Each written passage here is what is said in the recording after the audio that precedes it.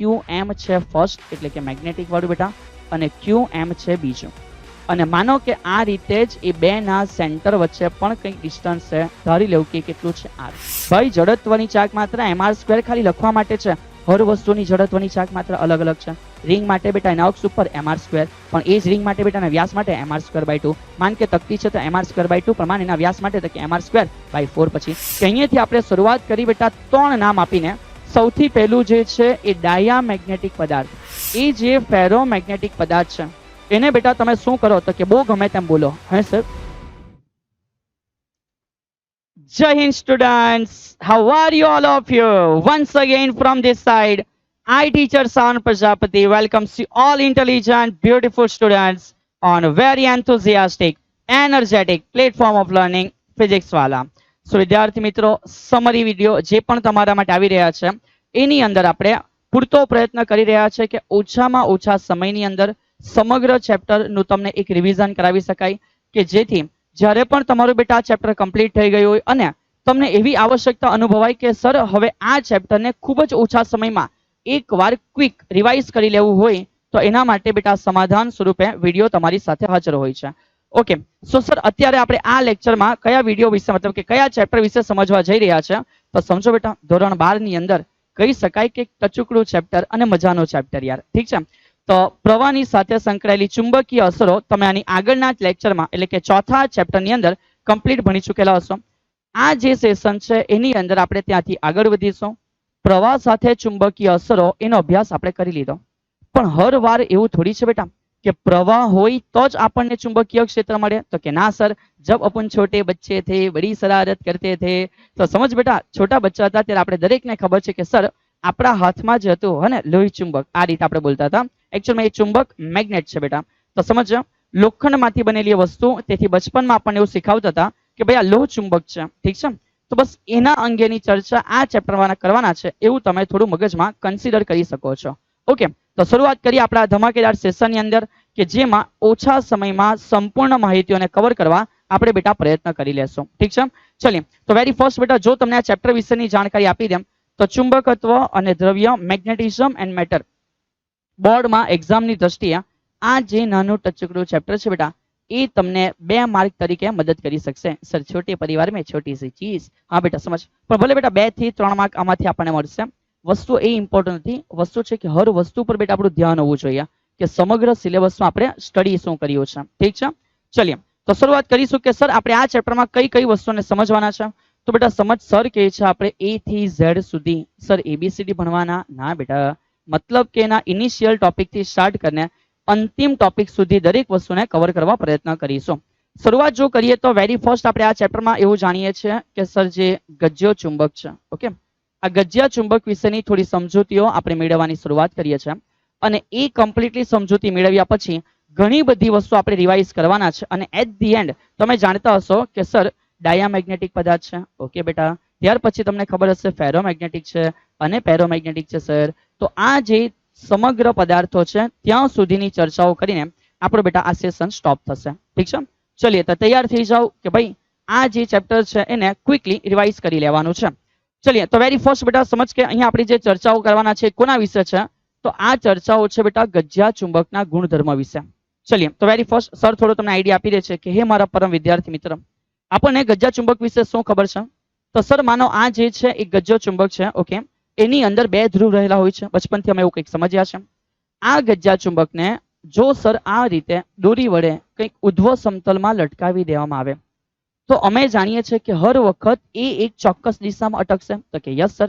તો એ જ્યારે કોઈ ચોક્કસ દિશામાં અટકે તો આપણને ખબર છે બેટા એનો એક છેડો છે જે ઉત્તર દિશા તરફ રહે, આપણે એને એના માટે ઉત્તર ધ્રુવ એટલે કે નોર્થ પોલ કહીએ છીએ, અને એક તરફનો છેડો બેટા જે દક્ષિણ દિશામાં રહે આપણે એને શું કહીએ છીએ, એસ એટલે કે સાઉથ પોલ તરીકે ઓળખતા છીએ. ઠીક છે? આ રીતે આપણા માટે ચુંબકના 2 ધ્રુવ અસ્તિત્વ ધરાવે છે. પછી તમને એ પણ ખબર છે કે સર જો કદાચ આ જે ચુંબક છે એને ભાંગી નાખવામાં આવે, તોડી નાખવામાં આવે, કાપી નાખવામાં આવે, સર આ શું બોલો છો ઓ મારા પ્યારા વિદ્યાર્થી, સમજ ખાલી વાત કરું છું, આપણે કોઈને મારવાના નથી, પણ સમજ જો કદાચ આ ચુંબકને યું મતલબ કે વચ્ચેથી ચીરી નાખવામાં આવે તો સર શું એસ અને એન અલગ અલગ બની જાય? અરે ના બેટા, આવું ના થાય. તમે જ્યારે નવું કરો છો ત્યારે એકચ્યુઅલમાં એના ધ્રુવ ફરી પાછા પોતે અસ્તિત્વમાં આવશે. તો આ એસ અને જો આ એન છે બેટા તો અહીં આપોઆપ એસ અને અહીં આપોઆપ બેટા એન બની જશે. તો આપણે એવું સમજીએ છીએ કે ચુંબકની અંદર એકાકી ધ્રુવનું અસ્તિત્વ નથી બેટા. જે રીતે આપણે વિદ્યુત ભારમાં સમજેલા, યાદ કર બેટા કે સર એક વિદ્યુત ભાર પ્લસ ક્યો છે? હા બેટા. એક વિદ્યુત ભાર માઇનસ ક્યો છે? હા બેટા.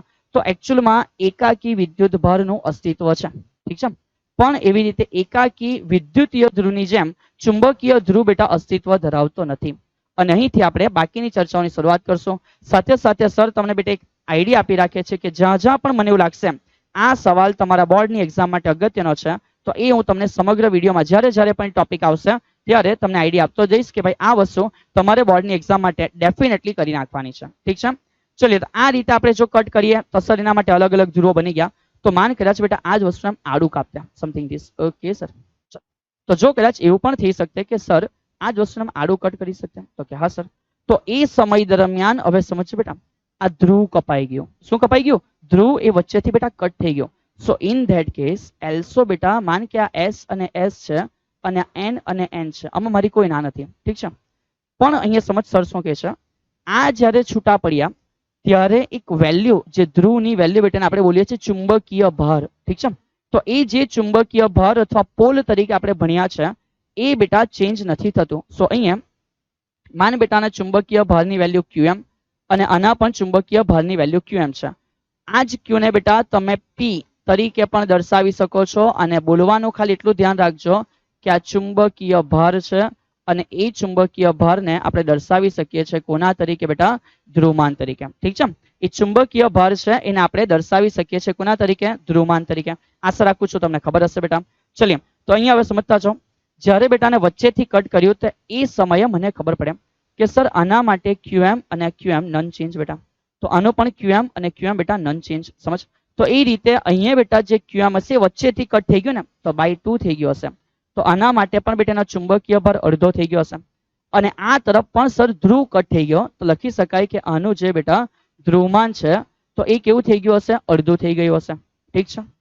તો જો તમે અહીં સુધી ક્લિયર છો તો સર હવે તમને અહીંયાથી આગળ એક નાના કન્સેપ્ટ તરફ લઈ જાય છે કે જો યાર સમજ એક વિદ્યુત ભાર પ્લસ અને એક વિદ્યુત ભાર માઇનસ હોય તો યાદ કરો આપણે આ વસ્તુને એ રીતે ભણ્યા છે કે આ વિદ્યુત ડાયપોલ છે. યસ સર અમને યાદ આવી ગયો.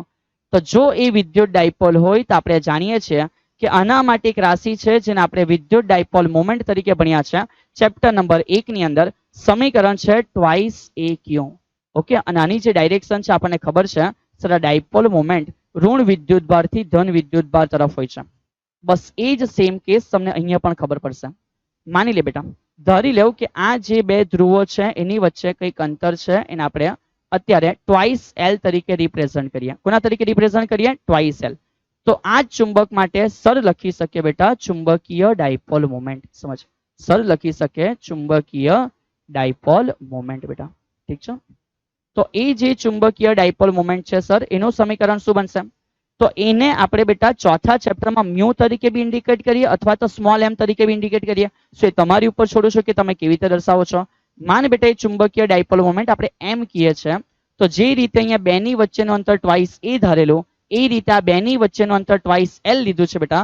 સો લખી શકાય કે આ ટ્વાઇસ L અને એના જે વિદ્યુતીય ભારની જેમ ચુંબકીય ભારનું મૂલ્ય બેટા QM છે. સો ધ્યાન રાખજો કે જે રીતે પેલે બાજુ પ્લસ છે બેટા ને માઇનસ છે તો પ્લસ ને બેટા અહીંયા સમતુલ્ય તમે કહી શકો કે જે નોર્થ છે ને નોર્થ એ બેટા કન્સિડર કરો એઝ અ પોઝિટિવ. ઠીક છે સર એવું કેમ? બીકોઝ બેટા ધન વિદ્યુત ભારમાંથી ક્ષેત્રરેખા બહાર નીકળે. હા તો નોર્થ પોલમાંથી પણ ચુંબકીય ક્ષેત્રરેખાઓ બહાર નીકળે બેટા. સો કન્સિડર કે તમારું નોર્થ એ પ્લસ તરીકે છે. દિમાગમાં ફિટ રાખ. નોર્થ એ પ્લસ તરીકે છે તો સાઉથ એ માઇનસ તરીકે છે. સો અહીંયા અત્યારે સર કહી શકે કે માઇનસ થી પ્લસ બસ અહીંયા બેવું જ બેટા. તો અહીંયા તમારો નોર્થ સમજ નોર્થ એવી રીતે વર્તે જાણે પ્લસ હોય અને સાઉથ એવી રીતે વર્તે જાણે માઇનસ હોય. તો વન્સ અગેન આની દિશા જેવી રીતે ઋણથી ધન એવી રીતે ધ્યાન રાખજો મેગ્નેટિક મોમેન્ટની જે દિશા છે એ દિશા બેટા કઈ તરફ હશે? S થી N તરફ આ દિશા હશે. ઓકે. તો આશા રાખું છું કે આ વસ્તુ તમને સમજ પડી ગયેલી હશે. અહીંયાથી અગાડી એક પાછળ જે ભણી ગયેલી વસ્તુ છે સર યાદ અપાવે છે કે જ્યારે બેટા તમે ચેપ્ટર નંબર 4 ભણ્યા હશો ઠીક છે એની અંદર તમે ક્લિયરલી સમજી ચૂક્યા છો કે જે મેગ્નેટિક મોમેન્ટ છે એ મેગ્નેટિક મોમેન્ટ સમજ બેટા આ જે મેગ્નેટિક મોમેન્ટ છે એના માટે સર સમીકરણ m is equal to I into A છે. બોલ હા કે ના? તો કે હા સર, યાદ આવી ગયો. તો અહીંયાથી સર લખી શકે આ મેગ્નેટિક મોમેન્ટનો એકમ શું છે સર? આ I નો એકમ એમ્પિયર અને ક્ષેત્રફળનો એકમ મીટર સ્ક્વેર. ચલિए ટુ નાઇસ. તો જો એવું હોય તો બેટા અહીંયાથી મને QM મળી જાય. મને કોણ મળી જાય? QM. સર આ QM ની ઇન્ફોર્મેશન કેવી રીતે મળે? તો સમજ, સર લખી બતાવે છે. શું sir QM is equal to લખી શકે કે m ના છેદમાં ટ્વાઇસ L? Yes sir. ચલિए તો QM માટે સર લખી શકે એકમ શું હશે? તો બેટા જે m મેગ્નેટિક મોમેન્ટનો એકમ છે, ચેક કર, એમ્પિયર મીટર સ્ક્વેર છે. તો કે હા સર. તો એ એકમ આવી ગયો એમ્પિયર મીટર સ્ક્વેર, છેદમાં જે લંબાઈ છે મીટરમાં છે. સો ફાઇનલી સર કહી શકે આન્સર છે બેટા એમ્પિયર મીટર. તો ધ્યાન રાખજો બેટા, જે ધ્રુવમાન છે હે, એનો એકમ કોણ છે? એમ્પિયર ઇન્ટુ મીટર છે. ચલિए બીજો એક ખેલ તમને સર બતાવે છે. જો અહીંયા સુધી તમે પરફેક્ટલી ક્લિયર થઈ ગયા છો તો સર અહીંયા એક ખેલ બતાવે કે માન બેટા હવે વચ્ચેથી કટ કરી દે હે. તો અહીંયા તમને પૂછે શું ધ્રુવમાનની કિંમત બદલાય? તો કે ના સર, ધ્રુવમાન નથી બદલાતો. પણ કોણ બદલાઈ જાય? તો ચેક કર બેટા, લેન્થ અડધી થઈ ગઈ. તો કે હા સર.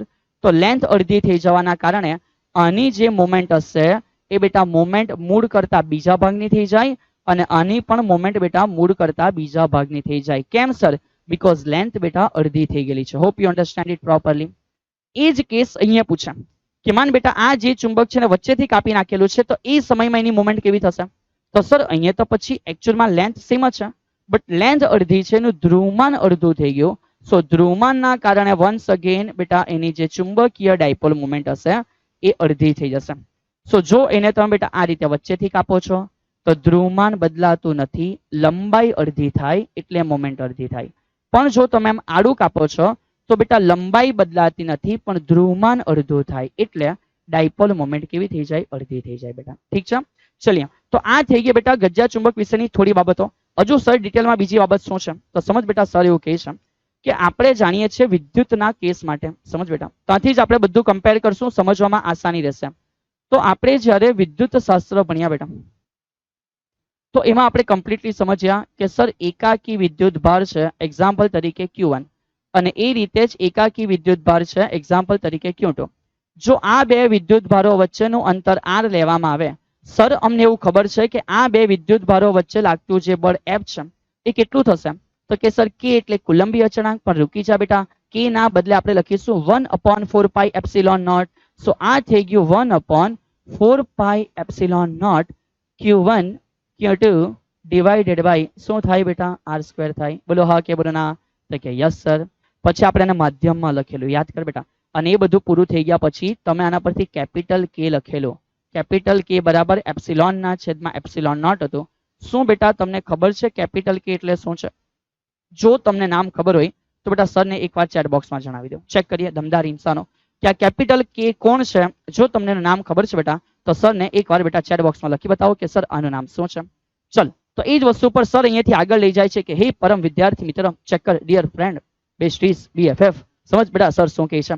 સર એમ કહે છે કે વિદ્યુત શાસ્ત્રની જેમ જો આપણે એ જ વસ્તુ સમજીએ કોના માટે? તો કે એ જ વસ્તુ સમજીએ ચુંબકીય શાસ્ત્ર માટે. ચલિए તો ચુંબકીય શાસ્ત્ર માટે એ વસ્તુ જ્યારે સમજીએ તો સર અહીંયા તો એકાકીનું અસ્તિત્વ છે, અહીંયા એકાકીનું અસ્તિત્વ થોડી ન છે, પણ બેટા માન એઝ્યુમ કરકે છે તો એ કન્સિડર કરીને આપણે સમીકરણ બનાવી શકશું. યાદ કર, રિયાલિટીમાં તો વિદ્યુત ભાર બી જગ્યા ઉપર સ્થિર નથી, એ ઓલવેઝ ગતિમાં હશે. છતાં બી આપણે એઝ્યુમ કર્યું ને કે જો વિદ્યુત ભાર સ્થિર હોય પછી આપણે અમુક રાશિ ડેવલપ કરી. સિમિલર કેસ સર કહે છે કે એકાકી વિદ્યુત ભારની જેમ સમજ અહીંયા ધ્રુવમાન ભલે અસ્તિત્વ નથી રહેતું પણ એ એઝ્યુમ કર થોડી વસ્તુને સમજવા માટે. તો માન બેટા કદાચ કોઈ એકાકી વિદ્યુત ભારની જેમ એકાકી ચુંબકીય ભાર અસ્તિત્વમાં હોય. સર લખે છે કે આ QM છે ફર્સ્ટ એટલે કે મેગ્નેટિક વાળું બેટા અને QM છે બીજું. અને માનો કે આ રીતે જ એ બે ના સેન્ટર વચ્ચે પણ કંઈક ડિસ્ટન્સ છે, ધારી લેવું કે કેટલું છે R. તો જે રીતે બેટા આવા બે વિદ્યુત ભારો વચ્ચે વિદ્યુતીય બળ લાગે એવી રીતે આવા બે ચુંબકીય ભારો વચ્ચે ચુંબકીય બળ લાગશે. સર લખી શકે F કયું બળ? ચુંબકીય બળ. તો બેટા તૈયાર થઈ જાય સમીકરણને ચેક કરવા માટે આ એપ્સિલોન નોટ છે. સર જસ્ટ એક ટ્રીક આપે છે, ઓલવેઝ સમીકરણમાં એપ્સિલોન નોટ જો નીચે હોય ને તેને ઉપર ગઈને મ્યુ નોટ બનાવી દેવું. સો બસ કમ્પેર કરવાથી ઇક્વેશન થઈ જશે. તો સર કહે છે કે ઉપર લખ. સો બેટા અહીંયા સમજ, અહીંયા ઉપર આવશે મ્યુ નોટ ના છેદમાં 4 પાઈ અને બાકીની બાબતો સેમ જેવી રીતે Q આનો છે એવી રીતે આ બાજુ બેટા QM1 હશે, QM2 હશે અને ડિવાઇડેડ બાય શું હશે? R² હશે. ઠીક છે. તો આ થઈ ગયું બેટા જો બે અલગ અલગ આપણે શું લઈએ છીએ ચુંબકીય ભારો એના વચ્ચે લાગતું બેટા ચુંબકીય બળ. ઠીક છે, ચલિए. તો જો અહીંયા સુધી તમે ક્લિયર છો તો સર અમને આ જે મ્યુનોટ છે એ તો ચોથા ચેપ્ટરમાં સમજાઈ ગયું, બાયો સાવરમાં આવી ગયેલું બેટા. યાદ કર શું છે, તો કે સર એ શું છે, શૂન્યાવકાશની, બોલ કોણ, પરિણીતિ ચોપડા. તો કે ના બેટા બહુ મારા, અને શૂન્યાવકાશની પરિણીતિ ચોપડા. હલો ભાઈ આ બાજુ, હલો હલો. શૂન્યાવકાશની પરમિટિવિટી, પરમીએબિલિટી બેટા, અને પરિણીતિ ચોપડા. ચલો બાજુ, પરમિટિવિટી અને આ છે પરમીએબિલિટી બેટા. જો તમને ખબર છે કે મ્યુનોટની વેલ્યુ શું છે, જો તમને ખબર છે હે મારા પ્યારા વિદ્યાર્થી મિત્ર કે મ્યુનોટની વેલ્યુ શું છે, લખી બતાવો એકવાર કોમેન્ટની અંદર. સર ચેક કરશે આપેલી હરેક નાની નાની વસ્તુના હોમવર્કને. ચલ એડ કરી બતાવો બેટા, શું છે મ્યુનોટની વેલ્યુ વિથ યુનિટ બેટા, એકમની સાથે મને એડ જોઈશે. ઠીક છે, ચલ just push and click and continue. ચલિए શરૂઆત કરીએ. સર અહીંયાથી આગળ શું છે, તો એ રીતે બેટા અહીંયાથી આપણે આગળ પછી એવું સમજેલા કે સર વિદ્યુત ક્ષેત્ર ઈ આવે. ટુ નાઇસ. તો વિદ્યુત ક્ષેત્ર ઈ નો મિનિંગ છે સર એકમ વિદ્યુત ભાર ઉપર લાગતું બળ. સો એવું લખી શકેલા કે એફ વિદ્યુતીય બળ નો મિનિંગ ઈ એટલે વિદ્યુત ક્ષેત્ર અને ક્યુ એટલે વિદ્યુત ભાર. તો બસ એ જ વસ્તુ સર અહીંયા સમજાવે છે કે એ જ રીતે બેટા અહીંયા બી એટલે ચુંબકીય ક્ષેત્ર છે, જેનો મિનિંગ એવો થાય કે એકમ ચુંબકીય ભાર પર લાગતું બેટા ચુંબકીય બળ. સો ઇન ફ્યુચર કોઈ વાર જરૂર પડે તો તમે ચુંબકીય બળ માટે એ મુજબ પણ જોઈ શકો કે અવેલેબલ મેગ્નેટિક ફિલ્ડ ચુંબકીય ક્ષેત્ર કેટલું છે અને કયો ધ્રુવમાન છે. સર આવું વળી અમને ક્યારે કામ લાગે, તો બેટા કામ લાગે ને, સમજ આ રીતે કંઈક છે. એવો સવાલ જનરેટ કરી દે કે અહીંયા એક ચુંબકીય ભાર રહેલો છે, હે ને, તો બેટા થઈ શકે, આવો ક્વેશ્ચન થઈ શકે, કેમ નહીં થાય બેટા. અથવા તેવું કહી દે કે આ રીતના એક ચુંબક છે, એના ચુંબકીય ભારો વચ્ચે બળ શોધો, તો બી થઈ શકે બેટા ક્વેશ્ચન. સો ક્વેશ્ચન તો એની હાઉ બને. સો ઇમ્પોર્ટન્ટ બેટા એ છે કે તમારી પાસે અન્ડરસ્ટેન્ડિંગ હોવું જોઈએ. ક્લિયર છે, ચલિए. તો જો અહીં સુધી ક્લિયર છો તો આપણે આગળ વધીએ, જે બી ચર્ચાઓ છે એને વન બાય વન ચેક કરતા ગયા. ચલિए. તો સર શરૂઆત કરે છે વેરી ફર્સ્ટ બેટા, ચુંબક માટે આપણે શું જાણીએ છીએ એ મુદ્દો સરે તમારા માટે રિપીટ કરી દીધો. એટલા માટે લખ્યું છે કે જેથી તમને શોર્ટ નોટ બેટા ટાઈપ બી કરવી હોય તો પ્રોબ્લેમ નહીં પડે યાર. ઠીક છે, ચલિए. તો જે ગજ્જો ચુંબક છે ને ભ્રમણ કરીને જો લટકાવીએ સર, તો ગજ્જા ચુંબકનો જે છેડો ઉત્તર દિશામાં રહે એને અમે ઉત્તર ધ્રુવ કહેતા છે, અને જે છેડો દક્ષિણ દિશામાં રહે એને અમે એવું કહેતા છે કે કયો ધ્રુવ છે બેટા, દક્ષિણ ધ્રુવ છે. ચલિए આગળ વધ. પછી બીજી વાત સરે શું કરી, સરે આ પણ સમજાવી દીધું કે ગજ્જા ચુંબકના બે અડધા ભાગ કરે બેટા, હે ને. તો જો બે અડધા ભાગ કરી દે તો પણ બેટા દરેક ટુકડો છે એ પોતે શું થઈ જશે, પોતે બેટા સ્વતંત્ર રાઈટ ધ્રુવ તરીકે નથી વર્તો બેટા, પોતે એક ગજ્જો ચુંબક બની જશે. ઠીક છે, સ્વતંત્ર ગજ્જો ચુંબક. પછી આ આવી ગયા બચ્ચો જૈસા ખેલ. સર બચ્ચો જૈસા ખેલ, સમાન ચુંબકીય ધ્રુવ વચ્ચે શું થાય, અપાકર્ષણ. બચપનમાં પેલું કરેલું હશે એમ, બરાબર, એમ ચીપકી જાય ને બેટા મજા નહીં આવે, ચીપકી જાય ને એમાં મજા નહીં આવે. શું કરે, એને ઊંધું કરે, એમ નહીં એમ નહીં, હવે એમ લઈને આવો, પછી એમ બેટા એને ઊંધું કરીને લઈને આવશે અને પછી ચીપકશે નહીં ને તેમ ટ્રાય કરશે, ચાલી હજુ જવા દે નહીં, હજુ જવા દે નહીં, હજુ જવા દે, અને મજા લીયા કરશે બેટા ને, ચુંબકીય ક્ષેત્રની મજા લીયા કરશે. તો સમજ મારા મજા લેતા વિદ્યાર્થી યાર, અને ચાલ હસી લે યાર, એકવાર હસી લે યાર, જિંદગીમાં હસતા રહેવું જરૂરી છે યાર. ચાલ એકવાર હસી લે, જય મુસ્કાન આવી ગઈ યાર. ચાલ સમજ. તો યાર અહીંયા સર કહે છે કે ચુંબકીય ધ્રુવો વચ્ચે અપાકર્ષણ થાય જો એ સમાન હોય, અને જો અસમાન હોય તેની વચ્ચે શું થાય, આકર્ષણ થાય. અને આવા ચુંબકો બને કેવી રીતે, તો બેટા લોખંડ અને મિશ્ર ધાતુમાંથી શું બનાવી શકાય, ચુંબક. ચલ બી કન્ટિન્યુ. ત્યાર પછી સર શું કહે છે કે ભાઈ ચુંબકીય ક્ષેત્ર રેખાની લાક્ષણિકતા. સો સરે કીધું છે અગત્યના સવાલ સર તમને કહેશે, તો બેટા આ જે સવાલ છે આ સવાલ અગત્યનો થઈ શકશે કેટલા માર્ક તરીકે બેટા, 2 માર્ક તરીકે. અને ખુશીની વાત એ છે કે આ સવાલ ઓલરેડી તમને આવડે છે. વિદ્યુત ક્ષેત્રની લાક્ષણિકતાઓ શીખેલા, તો કે હા સર. વિદ્યુત ક્ષેત્ર રેખાની જે લાક્ષણિકતા છે બધી જ સેમ કોપી મારો, ખાલી નામ ચેન્જ કરી દેવું, પણ એક્સેપ્ટ એકમાં બેટા ભૂલ નહીં કરતા. એ કઈ ભૂલ નથી કરવાની સર બતાવે છે. તો એકચ્યુઅલમાં સમજ બેટા ચુંબકીય ક્ષેત્ર રેખા એટલે શું, કે સર એવી રેખા કે જેના કોઈ પણ બિંદુ પાસે જો અમે સ્પર્શક દોરીએ તે સ્પર્શક ચુંબકીય ક્ષેત્રની દિશામાં હોય બેટા, બસ આ જ વસ્તુ છે. બીજી વસ્તુ કે સર જો કોઈ જગ્યાએ આ રીતે ક્ષેત્ર રેખાઓ ગીચો ગીચ હોય તો સમજવાનું કે ચુંબકીય ક્ષેત્ર પ્રબળ છે, જે જગ્યાએ છૂટી છવાઈ છે તે જગ્યાએ સર નિર્બળ છે. બીજી મેટર બેટા કે બે ચુંબકીય ક્ષેત્ર રેખાઓ ક્યારેય એકબીજાને છેદતી નથી, જો છેદે તો છેદન બિંદુ પાસે બે સ્પર્શક મળે, જે એવું સૂચવે છે કે બે દિશા એક જ જગ્યાએ એ શક્ય નથી. આ બધી વસ્તુ બેટા સેમ, આ બધી વસ્તુ સેમ બેટા, એક જ વસ્તુ અલગ છે. ઠીક છે, અને એ આ છે કે ચુંબકીય ક્ષેત્ર રેખાઓ બંધ ગાળા રચે છે. યાદ રાખ બેટા વિદ્યુત ક્ષેત્ર રેખા રચતી નથી. યાદ રાખો. ઓ હલો મારા પ્યારા વાલા વિદ્યાર્થી મિત્રો, યાદ રાખો બેટા કે જે વિદ્યુત ક્ષેત્ર છે, ઠીક છે, એ વિદ્યુત ક્ષેત્ર રેખાઓ બંધ ગાળા રચતી નથી બેટા. ઠીક છે, તો આ વસ્તુ બેટા તમારે લોકોએ યાદ રાખવી બહુ આવશ્યક વસ્તુ છે. ચલિए યાર, તો જો અહીંયા સુધીની આ બધી મેટરો ક્લિયર છે તો સર તમને કહે છે કે આ સવાલ બેટા તમારા માટે 2 માર્કમાં અતિ ઇમ્પોર્ટન્ટ વસ્તુ છે. ઠીક છે, અને આ એમસીક્યુ તરીકે કામ આવશે. ચલિए આગળ વધીએ સર. આના પછી આપણે શું સમજ્યા? તો એ જ વસ્તુ સર ફરી પાછી સમજાવે છે કે આપણે જે રીતે બેટા મેગ્નેટિક મોમેન્ટ સમજ્યા છે તો એ જ વસ્તુ સમજ કે એ જ વસ્તુ તમે પ્રવાહધારિત ગુચડા માટે પણ લખી શકો છો. સર એટલે તો સમજ સોલેનોઇડ જોયેલું? તો કે હા સર.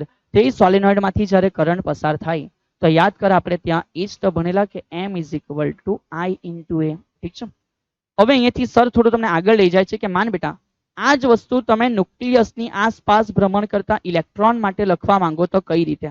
ચલિए બહુ શાંતિથી સમજ બેટા. સર શું કહે છે કે માન બેટા આ રીતે એક ન્યુક્લિયસ છે, સેન્ટર પોર્શન, એની આસપાસ ઇલેક્ટ્રોન ઘૂમી રહેલો છે. તો કે હા સર, મારે લખવું છે એના માટે મેગ્નેટિક મોમેન્ટ કેટલી છે? તો કેટલી સિમ્પલ કહાની છે કે સર m નું સમીકરણ શું આવે? I × a magnetic moment. પણ સર કહે છે એકચ્યુઅલમાં સમજ મારા વાલા વિદ્યાર્થી મિત્ર કે અહીંયા પ્રવાહ કેટલો? તો અહીંયા જે પ્રવાહ I છે એનો મિનિંગ થાય કે સર ઉપર જે છે વિદ્યુતભાર આવશે. તો કે હા સર. ના છેદમાં સમય આવશે. તો કે સર એકમ સમયમાં પસાર થયેલા વિદ્યુતભારના જથ્થાને વિદ્યુત પ્રવાહ કહેવામાં આવે છે. તો સર લે છે અહીંયાથી જે વિદ્યુતભાર પસાર થાય છે છે કોણ બેટા? તો કે ઇલેક્ટ્રોન ચક્કર લગાવે છે. તો ઉપર તો E આવી જશે, કોઈ ના નથી. પણ સમય શું? તો વેગ બરાબર અંતરના છેદમાં સમય. જો બેટા સમય આવર્તકાળ હોય તો કપાયેલું અંતર પરિઘ જેટલું હોય. સો સર લખી શકે બેટા જે પરિઘ છે એના છેદમાં વેગ. સો સમય જે છે એ 2πr ના છેદમાં v થાય.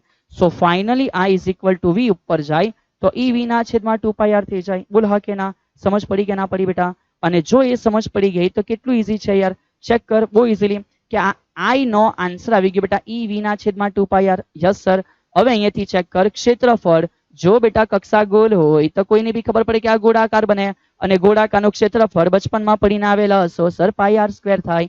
તો જો એ રીતે તમને ક્લિયર છે તો હે વિદ્યાર્થી આ પાઈ કેન્સલ, r કેન્સલ, EVR ના છેદમાં 2 તો તૈયાર થઈ ગયું બેટા 1/2 EVR. સમજ? આ જે તૈયાર થઈ ગયું એ તમારા માટે શું તૈયાર થઈ ગયું? 1/2 EVR તૈયાર થઈ ગયું. અને એ જો તૈયાર થઈ જાય તો બેટા સમજ સર શું કહે છે? આપણને ખબર છે કે સર કોણીય વેગમાન L = mvr છે. તો જસ્ટ ફોર એક્ઝામ્પલ સર શું કહે છે સમજ, આ 1/2 EVR છે.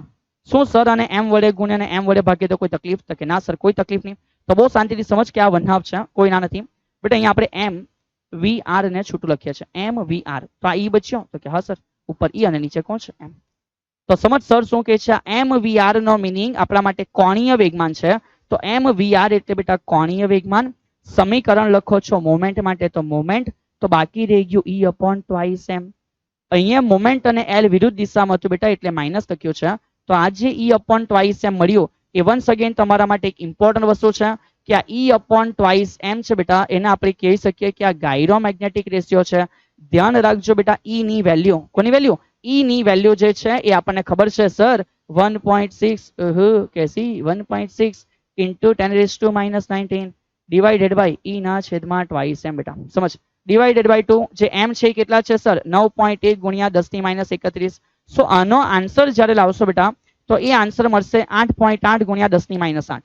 8.8 × 10 ની કેટલી બેટા? 8. સોરી બેટા, સોરી બાય મિસ્ટેક માઇનસ બોલાઈ ગયો. તો આ જે આન્સર બેટા તમને લોકોને પ્રાપ્ત થશે. ઓહો આઈ થિંક બેટા 10⁻10 આઈ થિંક. ઠીક છે, just check once. So what ever બેટા સમજ અહીંયા એકમ બની ગયો કુલમ પર કિલોગ્રામ. ઓકે, તો અહીંયા સુધી આપણે ક્લિયર કરી લીધું છે. ત્યાર પછી આપણે ઓલરેડી જોઈ લીધું કે ગજ્યા ચુંબકની ચુંબકીય ડાયપોલ મોમેન્ટ શું હોય છે. ધ્રુવમાન P એ પણ બેટા તમે લખી શકો છો. ઠીક છે, ચલિए હવે અહીંયાથી આગળ વધીએ. સરે તમને જે કીધું બળ બેટા ચુંબકીય ક્ષેત્રમાં એ પણ તમારા માટે લખીને તૈયાર છે કે બળ F = P × B લખી શકાય. ધ્યાન આપજો P એટલે વિદ્યુત ડાયપોલ મોમેન્ટ નથી બેટા. આ F = qm × B. યાદ આવી ગયું? હા સર.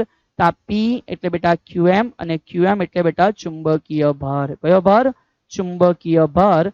જેને આપણે બોલીએ છીએ કે કોણ છે? તો કે સર એ ધ્રુવમાન છે. ચલિए ક્લિયર. અને આ આવી ગયું બે ચુંબકીય ધ્રુવ વચ્ચે લાગતું બળ છે યાર. ચલિए તો તમારા માટે હરેક વસ્તુ અહીંયા સુધી ક્લિયર થઈ ગયેલી હોય તો હવે સર ચર્ચા કરે છે કે એ જ ગજ્જા ચુંબક માટે જો તમે એવું એઝ્યુમ કરો બેટા કે માન એક સોલેનોઇડ છે, એમાંથી કરંટ પસાર થાય છે, અથવા તો માન બેટા તમારી પાસે એક ગજ્જો ચુંબક છે. બંનેના કેસ માટે આ ઇક્વેશન તમે લગાવી શકશો. તો સર તમને અત્યારે અહીંયા કેવી રીતે યાદ રાખી લેવાના છે એની માહિતી એકવાર સમજાવે છે. ચલિए તો સર જે સમજાવે છે બેટા સમજવા માટે તૈયાર થઈ જાઓ. ઓ હેલો મારા પ્યારા વાલા વિદ્યાર્થી મિત્ર. સર આ શું છે? માન બેટા ગજ્જો ચુંબક છે. તો એ ગજ્જા ચુંબક માટે સૌથી પહેલા અહીંયા આપણે સમજીએ કે સર આ જે થઈ ગયો આને કહેવાય કે આ ગજ્જા ચુંબક માટે શું છે? તો કે સર આ ગજ્જા ચુંબકની અક્ષ છે. ઓકે ચલિए પછી તો કે સર આ ગજ્જા ચુંબકની અક્ષ છે. લખી શકીએ કે આ ગજ્જા ચુંબક માટે શું હશે? વિષુવરેખા. ચલિए વેરી ફર્સ્ટ સર શું કહે છે? જો કદાચ તમને અહીંયા ગજ્જો ચુંબક નહીં આપેલો હોય અને માન બેટા કદાચ વિદ્યુત ડાયપોલ હતો, એક પ્લસ વિદ્યુત ભાર અને એક માઇનસ વિદ્યુત ભાર, તો કે હા સર. તો એ કેસમાં યાદ કર કે બેટા અક્ષ ઉપર, અને એવું કહેવાય કે આ શું છે? અક્ષ. તો યાદ કર બેટા અક્ષ ઉપર ઈ ની વેલ્યુ શું હશે? એઝ્યુમ કર. તો કે સર અક્ષ ઉપર ઈ અમે એવું ભણેલા છે કે 2kpz અથવા તો અંતરને સર અમે r કીધેલું. તો 2kpr અથવા તો x તમે જે બી કહ્યું છે બેટા મારી કોઈ ના નથી. ઠીક છે.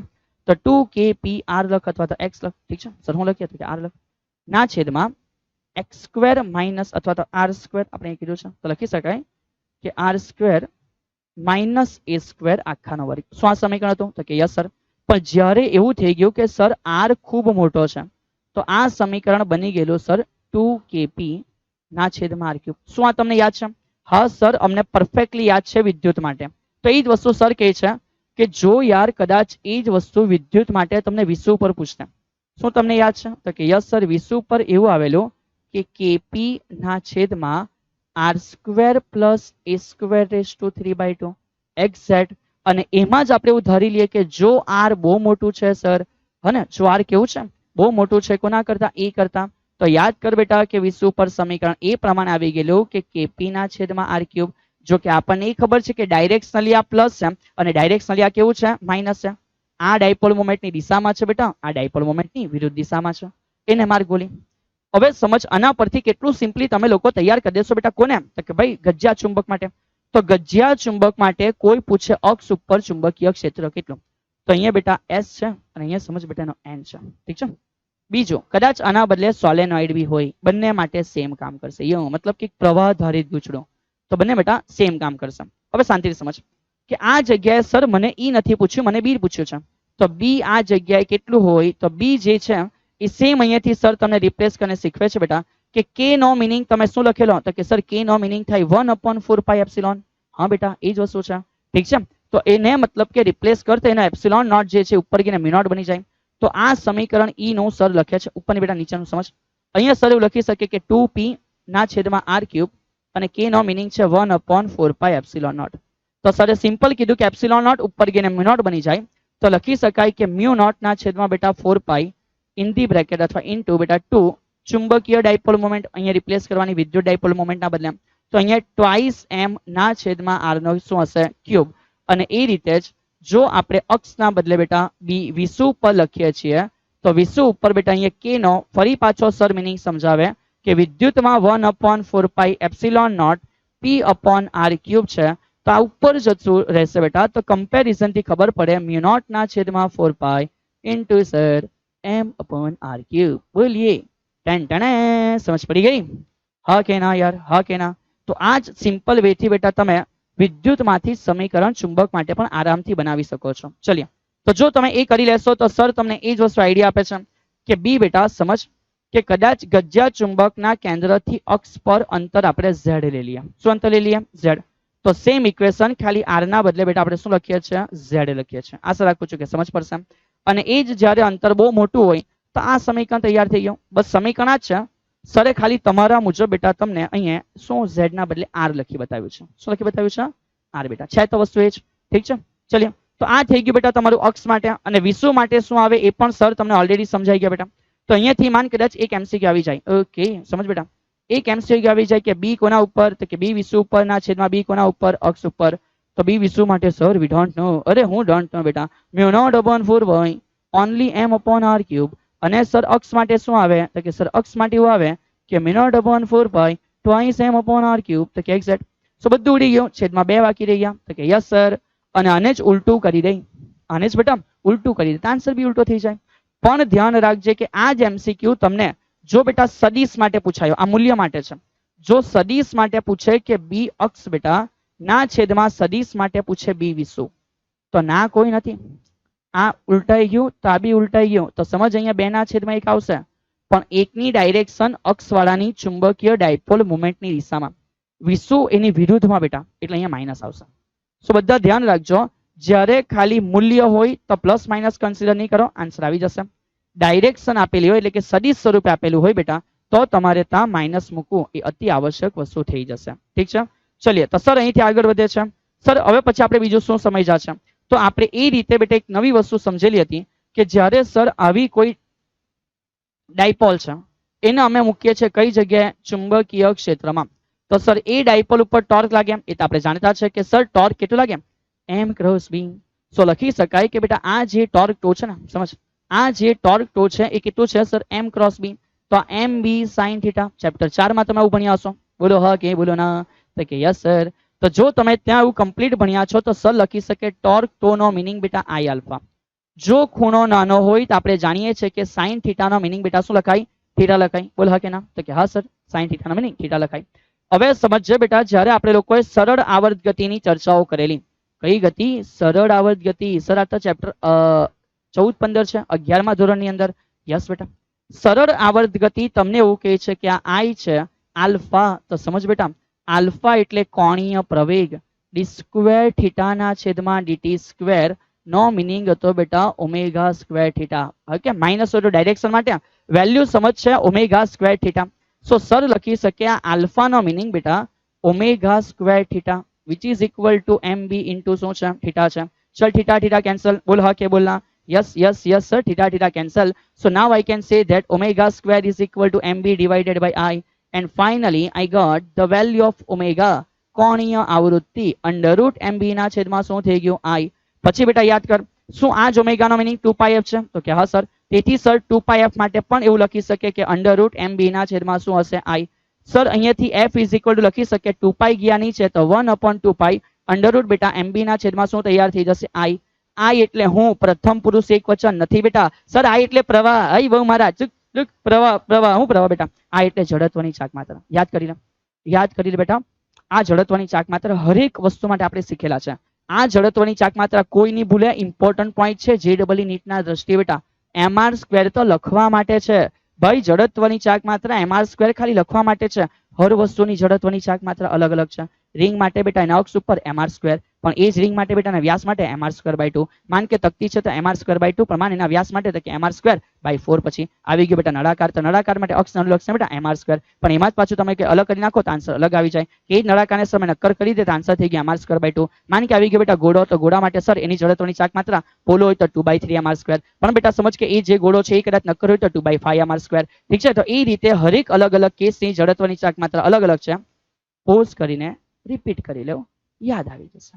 ઠીક છે, સમજ. અહીંયા સુધી તમે જો ક્લિયર કરી ચૂક્યા છો તો f નો જે વ્યસ્ત થાય, સમજ, f નો જે શું થાય બેટા? તો કે f નો જે વ્યસ્ત થાય એને આપણે એવું કહી શકીએ કે તેથી t is equal to 1/f, હે ને? અને એ જો એવું થઈ જાય તો આનો વ્યસ્ત કરી દે તો સર લખી શકે 2π. ઉપર શું આવશે? I, અને નીચે શું આવશે? mb. બોલો હા કે બોલો ના? તો કે હા સર હા. તો આ જે છે બેટા એ જ તમને કીધું છે કે આપણે ભાઈ આ જ ડાયપોલ જો બેટા અહીંયા સરળ આવર્ત ગતિ કરે તો એનો આવર્તકાળ આ મુજબ લખી શકાશે કે હા સર એરો I એટલે જડત્વની ચાક માત્રા, m એટલે ડાયપોલ મોમેન્ટ, અને b એટલે કોણ છે બેટા? ચુંબકીય ક્ષેત્ર છે. ચલિए આગળ વધીએ. આશા રાખું છું કે હરેક વસ્તુ બેટા વ્યવસ્થિત રીતે તમારી રિપીટ થઈ રહેલી હશે. ઠીક છે, 1 આવરમાં કમ્પ્લીટ કરવાનું છે. તો સ્પીડ ઉપર બેટા નો કમ્પ્લેન, હે ને? સ્પીડ તો હશે જ યાર. સમજવું આપણે એમ છે બેટા, ને સમજાઈ ગયેલું છે. આપણે રિવાઇઝ કરતા છે અગાડી. સમજ બેટા, આપણે એવું કમ્પ્લીટલી ભણી ગયા કે torque toe is equal two શું છે સર? m cross b. તેનો મીનિંગ થઈ ગયો torque toe is equal two mb sin theta. તો કે હા સર. તો સર લખી શકે થીટા નો મીનિંગ બેટા 90 અંશ હોય તો સર sin 90 નો આન્સર કેટલો થઈ ગયો? 1. સો લખી શકાય કે તે સમયે sin 90 નો આન્સર એ મેક્સિમમ છે. Yes sir. તો જો sin 90 મેક્સિમમ તો ટોર્ક પણ કેવું બેટા? મેક્સિમમ. અને બીજી વસ્તુ સમજ કે જો કદાચ ખૂણો 0 થઈ જાય તો sin 0 કેટલા? 0. ઇન ધેટ કેસ બેટા ટોર્ક પણ કેટલું થઈ 0 થઈ જાય બેટા. ટોર્ક પણ કેટલું થઈ જાય? 0 થઈ જાય. અને એ રીતે આપણે એક નાની વસ્તુ બીજી પણ તમને જસ્ટ એકવાર યાદ કરાવી દઈએ છે કે એવી રીતે જ બેટા, એવી રીતે જ જ્યારે ચુંબકીય ક્ષેત્રમાં આપણે કોઈ ડાયપોલ મૂકીએ ને, અને જ્યારે ચુંબકીય ક્ષેત્રમાં કોઈ ડાયપોલ મૂકીએ બેટા, તો એના માટે જે એની સ્થિતિ ઉર્જા છે એ -mb cos થીટા છે. કેટલી છે? -mb cos theta. ચલિए તો અહીંયાથી સર શું કહે છે સમજ, અહીંયાથી સર એમ કહે છે આ એક તમારા માટે ઇમ્પોર્ટન્ટ સવાલ છે, સમજ આઈએમપી ક્વેશ્ચન. આઈએમપી ક્વેશ્ચન એવો છે બેટા કે ચુંબકીય ક્ષેત્રમાં ડાયપોલ પર ટોર્ક. ઓકે, આ પણ અગત્યનો સવાલ બેટા. અને ચુંબકીય ક્ષેત્રમાં ડાયપોલની સ્થિતિ ઉર્જા. ઓકે, તો આ પણ બંને બેટા તમારા માટે કેવા છે, અગત્યના ક્વેશ્ચન છે. કેટલા માર્ક તરીકે? 2 માર્ક તરીકે. તો તૈયારીના ભાગ સ્વરૂપે આ 2 ક્વેશ્ચન ઉપર યોગ્ય ધ્યાન આપવું બેટા. ઓકે, ચલિए આગળ વધતા ગયા. સર આના પછી બીજું શું સમજ્યા છે? એ જ બેટા અહીંયા સ્થિતિ ઉર્જાની વાત છે કે ક્યારે એ મહત્તમ અને ક્યારે એ લઘુત્તમ બેટા. તો સમજ અહીંયા આપણે એવું સમજ્યા કે સર સ્થિતિ ઉર્જા કેટલી છે? તો સ્થિતિ ઉર્જા જે ડાયપોલની છે એ બેટા -mb કયા થીટા છે? cos theta. માન થીટા કેટલા છે? માન બેટા થીટા 0 છે. તો cos 0 નો જવાબ કેટલો? સર cos 0 નો જવાબ 1. તો એ જવાબ 1 થઈ જશે તો અહીંયા ઓનલી mb બચે. તો કે હા સર, તો ત્યારે u બરાબર ઓનલી mb બેટા. પણ આ ઋણમાં છે એટલે બેટા સમજ એ લઘુત્તમ લખ્યું છે. કેવું? ઋણમાં બેટા. કાં છે? ઋણમાં. એની આ પરિસ્થિતિને એવું કહેવાય કે આ સમતોલન સ્થિતિ છે. આગળ વધ બેટા. સમજ કે કદાચ થીટાની વેલ્યુ કેટલી 0 ના બદલે 90 હતી તો સર cos 90 શૂન્ય થઈ જાય અને cos 90 શૂન્ય બેટા તો સ્થિતિ ઉર્જા પણ કેટલી થઈ જાય? શૂન્ય બેટા. ચલિए વાત પતી ગઈ, સ્થિતિ ઉર્જા પૂરી થઈ ગયેલી છે. પણ ડાયપોલ વિરુદ્ધમાં ગોઠવાઈ જાય તો બેટા સમજ cos જ્યારે બની જાય 180 એ cos 180 નો આન્સર માઇનસ છે. હા સર, તો અહીંયા બેટા આન્સર સમજ તમારો માઇનસ +1 કરી નાખ્યા અને સ્થિતિ ઉર્જા થઈ જાય બેટા mb જે એની મહત્તમ સ્થિતિ ઉર્જા છે બેટા. પણ સમજ આ જે સ્થિતિ છે બેટા એની સમતોલન સ્થિતિ છે કારણ કે 0 અંશના ખૂણા ઉપર ગોઠવાઈ ચૂકેલી છે. પણ એને તમે આખી ઊંધી કરી દેવ તો ભલે સ્થિતિ ઉર્જા મેક્સિમમ છે બેટા પણ એવી જગ્યાએ છે જ્યાં એના ધ્રુવ રહેવા માંગતા નથી બેટા. એટલે એને એવું કહેવાય કે અસમતુલન સ્થિતિ છે બેટા. કેવી સ્થિતિ છે? અસમતુલન સ્થિતિ છે. ચલિए કોમન ટોપિક છે એમસીક્યુ માટે, તેથી સર બેટા તમારી સમક્ષ રજૂ કરી દીધા છે. આગળ આના પછી સર આપણે કોની ચર્ચાઓ કરેલી? તો સમજ બેટા આપણે કમ્પ્લીટલી સમજ્યા છે કે ચુંબકીય ફ્લક્સ શું હોય છે. કોમન ટોપિક છે, સો એમાં બહુ ટાઈમ નથી કાઢવાના. કે જે રીતે સર વિદ્યુતીય ફ્લક્સ ભણેલા કે a * e, એવી રીતે ચુંબકીય ફ્લક્સ ફાઈ એટલે બેટા તૈયાર થાય a * b, ab cos θ. કોઈ ના નથી બેટા, બહુ સિમ્પલ વસ્તુ છે. કોને કહેવાય ચુંબકીય ફ્લક્સ? તો કોઈ પણ પૃષ્ઠમાંથી પૃષ્ઠને લંબ રૂપે પસાર થતી ચુંબકીય ક્ષેત્ર રેખાઓને શું કહી શકાય બેટા? ચુંબકીય ફ્લક્સ. પણ ધ્યાન રાખજો એક નાની વસ્તુ બેટા, આ જે ચુંબકીય ફ્લક્સ ભણતા છો એના માટે આપણે એવું ભણ્યા છે કે ભાઈ એનો SI એકમ કોણ છે? સમજ્યા સર શું કહે છે? આમાં લોકોની ભૂલ પડશે. તો એકચ્યુઅલમાં બેટા આના માટે જો આપણે તૈયાર કરીએ SI એકમ તો લખી શકાય સર આનો SI એકમ તો શું પ્રોબ્લેમ છે? આ બી છે તે ટેસ્લા છે, ક્ષેત્રફળ છે તો મીટર સ્ક્વેર છે. તો જે ટેસ્લા મીટર સ્ક્વેર છે એને માન બેટા છે. પણ આ કોમ્બિનેશનને આપણે શું કહીએ છીએ? સર આ કોમ્બિનેશનને આપણે કહેતા છે શું બેટા? તો યાદ કર કે સર આ કોમ્બિનેશન આપણે શું કહીએ છીએ? વી ડોન્ટ નો બેટા. આને કહેવાય શું? આને કહેવાય બેટા વેબર. ધ્યાન રાખજો, વિદ્યુતીય ફ્લક્સના SI એકમને વેબર નથી બોલતા બેટા. આપણે ચુંબકીય ફ્લક્સના SI એકમને શું બોલીએ છીએ? વેબર બોલીએ છીએ. કાળજી રાખજો બેટા, ફ્લક્સ જોઈને કઈ બી નામ ચિપકાવી નહીં દેતા. સર CGS એકમ, તો CGS માં બેટા સમજ સર તમને એ પણ આઈડિયા આપી દે છે, એ પણ MCQ માં કામ લાગશે કે SI પરથી જો આપણે બનાવવા ટ્રાય કરીએ CGS એકમ તો જે ટેસ્લા છે એનો મિનિંગ થાય બેટા ગોસ અને મીટર સ્ક્વેર નો મિનિંગ થાય સેન્ટીમીટર સ્ક્વેર. અને આ જે કોમ્બિનેશન છે એને બોલાય બેટા MX ફોર મેક્સવેલ. શું બોલાય બેટા? મેક્સવેલ. તો જેવી રીતે tesla metre square no meaning થઈ ગયો બેટા એ કોમ્બિનેશન આપણે વેબર કહેવાના છે. એવી રીતે ગોસ સેન્ટીમીટર સ્ક્વેર જે બને એના કોમ્બિનેશન આપણે મેક્સવેલ કહેવાના છે. ચલિए એક કોમ્પિટિશન આવી ગયો. દર્શાવો ભાઈ ગોસ જોરદાર ઇમ્પોર્ટન્ટ ઇન્સાન છે કે ભાઈ ટેસ્લા વાળા વેબરમાં છે યાર. તો અહીંયા આપણે કોમ્પિટિશન કરીએ કે tesla metre square gauss centimetre square પરથી આ બે વચ્ચે સંબંધ લઈ આવીએ. તો સમજ બેટા વેબર અને મેક્સવેલ વચ્ચે સંબંધ શું છે? તો સર લખે છે કે કેટલા વેબર બરાબર કેટલા મેક્સવેલ બેટા. તો એક વેબરનો મિનિંગ 1 ટેસ્લા મીટર સ્ક્વેર. તો કે હા સર. અહીંયા એક તો એક છે, ટેસ્લાનો મિનિંગ બેટા 10⁴ ગોસ. તો કે યસ સર. મીટરનો મિનિંગ બેટા 100 સેન્ટીમીટર. પણ એવા કેટલા છે? તો કે સર 2 છે. તો બહુ શાંતિથી સમજ, 10⁵ એટલે 4, 4 ને 4 બેટા 8. તો 10⁸ ગોસ સેન્ટીમીટર સ્ક્વેર. સર લખી શકે 10⁸ બેટા Gauss centimetre square no meaning શું છે? મેક્સવેલ છે બેટા. નો મિનિંગ શું છે? મેક્સવેલ છે યાર. ઠીક છે. ચલિए તો જો અહીં સુધી એ મેટર તમે કમ્પ્લીટ કરી ચૂક્યા છો, ફ્લક્સ જાણી ચૂક્યા છો, તો ધ્યાન રાખજો બેટા આ વસ્તુ ભૂલી નહીં જવાય. It is important for MCQ બેટા. Important for what? For MCQ. સમજ આપણે લોકોએ ઘણી બધી વખત વિદ્યુતીય ફ્લક્સ મેળવ્યું છે. સર આ એક પૃષ્ઠ છે જેમાં એક પ્લસ વિદ્યુત ભાર છે બોલો આનું ફ્લક્સ કેટલું? તો કે સર ક્યુ ના છેદમાં એપ્સિલોન નોટ. બોલો બેટા બોક્સ છે એમાં એક ડાયપોલ રહેલી છે. બોલો આના માટે બેટા ફ્લક્સ એટલું, તો આપણે કહી દઈએ સર 0 છે. તો એ રીતે બેટા સમજજે કે આપણે કમ્પ્લીટલી ચુંબકની અંદર પણ શીખી ચૂક્યા છે ગાઉસનો નિયમ ફ્લક્સ માટે. તો એકચ્યુઅલમાં ચુંબકત્વ માટે જે ગાઉસનો નિયમ છે શું કહે છે? તો જ્યારે પણ કોઈ બંધ પૃષ્ઠ છે, હવે ચુંબક આની અંદર હોય કે ચુંબક આની બહાર હોય, બેટા સમજ, સર દોરી બતાવે છે, ટેન્શન ના લે. સમજ, આ એક નાનો ગજ્જો ચુંબક લઈ લે બચ્ચું જૈસા. ઓકે સર, એ ચુંબકની ઘણી બધી રેખાઓ આપણે ધારી લઈએ માન બેટા. તો સર આ ચુંબકની ઘણી બધી બેટા ક્ષેત્ર રેખાઓ લે છે કે જેથી સમજવામાં બેટા તમને આસાની રહેશે. અને સર આ સમગ્ર વસ્તુ જે છે એ તમારા માટે મૂકે છે હું બેટા એક મહેમાન ગતિ. તો સમજ, ચુંબક અંદર હતે, કોઈ ના નથી. તો ચુંબક અંદર હતે તો બી જેટલી રેખા બહાર જાય એટલી વટીને પાછી ક્યાં આવી ગઈ? અંદર. તો બી આન્સર 0. અને ચુંબક બહાર હતે બેટા, તો બી ચેક કર, તો બી જેટલી અંદર ગઈ એટલી પાછી વટીને ક્યાં આવી ગઈ? બહાર. તો ચુંબક અંદર છે તો બી જેટલી રેખા અંદરથી એમ ગઈ એટલી પાછી વટીને અંદર આવી ગઈ બેટા, એટલે જેટલી બહાર એટલી અંદર. અને જો ચુંબક બહાર છે તો બી જેટલી અંદર ગઈ એ જ પાછી વટીને બહાર બી આવી ગઈ. તો કે યસ સર. સો અહીંયા સમજ કે ચુંબકની કોઈ બી પોઝિશન માટે બેટા બંધ પૃષ્ઠ હશે ને, કયું પૃષ્ઠ? બંધ પૃષ્ઠ. સમજ પડી? એના માટે બેટા એનો જે પણ કંઈક ફ્લક્સ થશે એ શૂન્ય થશે. એટલે આ થઈ ગયો બેટા તમારો ચુંબકત્વનો ગાઉસનો નિયમ કે કોઈ પણ બંધ પૃષ્ઠમાંથી પસાર થતું ચોખ્ખું કુલ ચુંબકીય ફ્લક્સ કેટલું હોય છે બેટા? શૂન્ય હોય છે. એકમોની ચર્ચા આપણે જોઈ લીધી છે. ઓકે, ચલીએ. તો આશા રાખું છું કે તમે આ વસ્તુને પણ પ્રોપર વેમાં સમજી ચૂક્યા હશો. સર હવે અહીંયાથી આપણે આગળ નેક્સ્ટ શું સમજવાના? તો સમજ બેટા, આના પછી અગત્યનો ટોપિક જે છે એ આપણે પોલેરાઇઝેશન જે રીતે વિદ્યુતમાં ભણ્યા છે એ રીતે બેટા ચુંબકમાં છે. આની ઇન બિટવીન સર તમને કહે છે બેટા પૃથ્વીનું ચુંબકીય ક્ષેત્ર એક ટોપિક હતો, પણ હવે એ ટોપિકને આપણે એટલું બધું ભાગ આપતા નથી બેટા, તેથી સરે સાઈડ ઉપર રાખ્યો છે.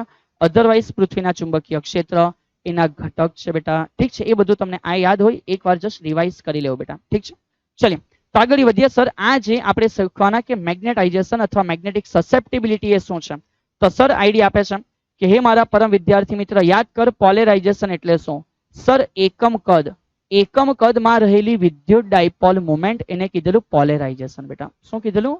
પોલેરાઇઝેશન. તો એ રીતે જ સમજો બેટા, આપણે કમ્પ્લીટલી એ જાણી ચૂકેલા છે કે મેગ્નેટાઇઝેશન શું છે.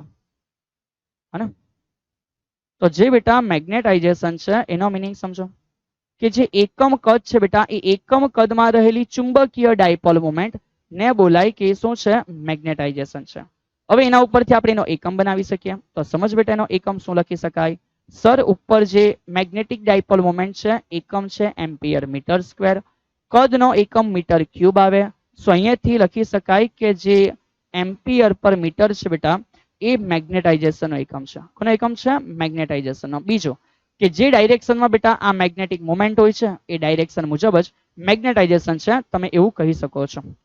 હવે એ પૂરું થઈ ગયા પછી સમજ બેટા આપણે એક અલગ પ્રકારની વસ્તુ શીખેલા, તો સર એ તમને એકવાર રિવાઇઝ કરાવી દે છે કે તમે જ્યારે બેટા ચેપ્ટર કમ્પ્લીટ કરો છો તો જાણો છો કે મેગ્નેટાઇઝેશનની તીવ્રતા બેટા એ એકચ્યુઅલમાં કેટલું થશે? તો એ એને લાગુ પાડેલા બેટા ચુંબકીય ક્ષેત્રની તીવ્રતા અનુસાર હશે. પણ જે બી છે બેટા એના આધારે આપણે એવું જાણી શકતા છે કે આ મેગ્નેટાઇઝેશન અને ચુંબકીય ક્ષેત્રની તીવ્રતાનો જે ગુણોત્તર છે અચળ છે, અને એ અચળને બેટા આપણે નામ આપી દીધું કે આ કોણ છે? તો જેવી રીતે બેટા વિદ્યુતીય સસેપ્ટિબિલિટી આવે એવી રીતે આ કોણ છે? ચુંબકીય સસેપ્ટિબિલિટી છે. સર અમને આ એચ શું છે ખબર નહીં પડી. તો સમજ બેટા આપણે એક આ રીતે ગજ્જો ચુંબક સમજ્યો હશો. અરે સર આ તો સોલેનોઇડ છે. હા બેટા સોરી, સોલેનોઇડ ની અંદર બેટા તમે આ રીતે ગજ્જો ચુંબક અથવા એક ચુંબકીય પદાર્થ મૂક્યો છે એવું સમજ. તો આમાં પ્રવાહ પસાર થાય બેટા ત્યારે એના લીધે કંઈક ચુંબકીય ક્ષેત્ર ઉદ્ભવે, એને આપણે એચ કીધેલું, ચુંબકીય તીવ્રતા ઇનસાઇડ માટે. અને આના લીધે બેટા જે કંઈક ચુંબકીય ક્ષેત્ર હતું એ અલગથી પછી આપણે એડ કરેલું હતું. યાદ છે? ચલીએ તો શાંતિથી સમજ. તો અહીં બેટા અગાડી આપણે સમજશું કે સર આ જે XM નું મૂલ્ય છે એ કોના કોના ઉપર આધાર રાખે? MCQ એ પદાર્થની જાત અને બેટા તાપમાન ઉપર આધાર રાખે છે. શૂન્યાવકાશ માટે બેટા કોઈ મોમેન્ટ નથી, તેથી M નો આન્સર કેવો થઈ ગયો? શૂન્ય. તો જો M 0 તો ડેફિનેટલી સર ખબર પડે કે XM પણ કેટલા થઈ જાય? શૂન્ય. સર શૂન્યાવકાશ માટે અરે બેટા એ જ કેમ છો, કોઈ મેગ્નેટિક મોમેન્ટ નહીં મળે તો આન્સર કેટલો? શૂન્ય. અને એ શૂન્ય બેટા એટલે XM પણ કેટલા? શૂન્ય. અને અહીંયાથી પછી આપણે આગળ વધીશું બેટા. સમજ બીજી વાત સર શું કહે છે? અહીંયાથી એક નાની વસ્તુ બેટા એક MCQ તરીકે આ પોર્શન તમે યાદ રાખશો. આ પોર્શન તમને એવું કહે છે કે જે મ્યુ છે બેટા સમજ, મ્યુ એનો મિનિંગ છે આ માધ્યમ માટે પરમિએબિલિટી. એ રીતે મ્યુ નોટ શૂન્યાવકાશ માટે પરમિએબિલિટી નો મિનિંગ થાય બેટા સાપેક્ષ પરમિએબિલિટી. એનો જ મિનિંગ એમસીક્યુ તરીકે ધ્યાન રાખજો 1 પ્લસ એક્સએમ. ઓલવેઝ આ જ વેમાં આ સમીકરણ લખજો બેટા, કારણ કે ઇન ફ્યુચર જ્યારે સમીકરણ એક્ઝામમાં આવશે તો મને ભૂલાઈ જશે કે sir mu r is equal to 1 plus x m છે, either x m is equal to 1 plus mu r છે. તો બેટા અહીંયા ગોલ ગોલ ચક્કરડું ફરી જશે. યુ કેન નોટ બિલીવ, પણ આવું થાય બેટા. જ્યારે લોંગ ટાઈમ નીકળી જશે, ઠીક છે, અચાનક એક્ઝામમાં દેખાઈ જશે તો આ કન્ફ્યુઝન આવશે. સો એના નિવારણ તરીકે સર કહે છે કે ચાલો અહીંયાથી જ કર્યું એટલે તકલીફ જ નહીં પડે કે પહેલા આનો મિનિંગ આ લખાયો, આનો મિનિંગ બેટા આ, એટલે આ લખતી વખતે એક રિધમ બેસી જાય બેટા. જો આને છૂટું યાદ રાખશે ને સમથિંગ ધીસ, તો બેટા રિધમ નહીં બેસશે, તો પછી ભૂલાઈ જશે કે 1 પ્લસ કોની સાથે થયેલો અને પ્લસ કોની સાથે નહીં થયેલો બેટા. ચલિએ તો આશા રાખું છું કે આ તમે સમજી લેશો. આ થઈ જાય પછી આ જે એક્સએમ નું મૂલ્ય મળે છે બેટા, એના આધારે આ એક્સએમ ના મૂલ્યના આધારે આપણે આ પદાર્થોને બેટા 3 ભાગોમાં ડિવાઈડ કર્યા છે. એક એવા પદાર્થ બેટા જે ચુંબકથી દૂર ભાગવા પ્રયત્ન કરે છે, એક એવા પદાર્થ બેટા જે ચુંબક તરફ આકર્ષવા પ્રયત્ન કરે છે, અને એક એવા જે પોતે ચુંબક બની શકે એવો ગુણધર્મ ધરાવે છે. તો સમજો કે અહીંયાથી આપણે શરૂઆત કરી બેટા 3 નામ આપીને. સૌથી પહેલું જે છે એ ડાયામેગ્નેટિક પદાર્થ, એવા પદાર્થ જેના માટે બેટા એક્સએમ નેગેટિવ છે. પછી બેટા પેરામેગ્નેટિક પદાર્થ, એવા પદાર્થ કે જેના માટે બેટા એક્સએમ ની વેલ્યુ પોઝિટિવ છે. અને પછી એવા પદાર્થ કે જેના માટે એક્સએમ પોઝિટિવ તો છે બેટા પણ ઘણું વધારે છે, ઘણું કેવું છે, વધારે છે. સો આપણે સમજો બેટા ચુંબકીય સસેપ્ટિબિલિટીના આધારે પદાર્થોને 3 વિભાગોમાં વેચી લીધા. હરેક પદાર્થ તમારા માટે બેટા 2 માર્કની ઇમ્પોર્ટન્ટ રાઈટ કહી શકાય કે થિયરી પૂછી શકાય. તો સર તમારા માટે એ 6 મુદ્દા કહે છે કે તમે યાર બહુ કોમ્પ્લિકેટેડ નહીં થાવ તો કઈ નહીં, આ 6 મુદ્દા તૈયાર કરી દો. તફાવત પૂછાઈ ગયો તો બી થઈ ગયો. 2 માર્ક્સના સવાલ આવશે આ જે ચેપ્ટરનો વેઇટેજ છે એ પ્રમાણે, હે. તો જો 2 માર્કના સવાલ પૂછાય, નોંધ લખો મેગ્નેટિક પદાર્થ, પેરામેગ્નેટિક, ડાયામેગ્નેટિક, સમથિંગ સમથિંગ, તો બેટા 6 મુદ્દા બહુ ઇનફ થઈ જશે. તો બધી રીતે બેટા આ તમારા માટે ઇમ્પોર્ટન્ટ વસ્તુ રહેશે. કેટલા માર્ક તરીકે બેટા? 2 માર્ક તરીકે. સો વન્સ અગેન ઇમ્પોર્ટન્ટ 2 માર્ક તરીકે બધા નાના નાના પોઈન્ટ બેટા. ચલિए તો સર એકવાર યાદ કરાવી દે છે.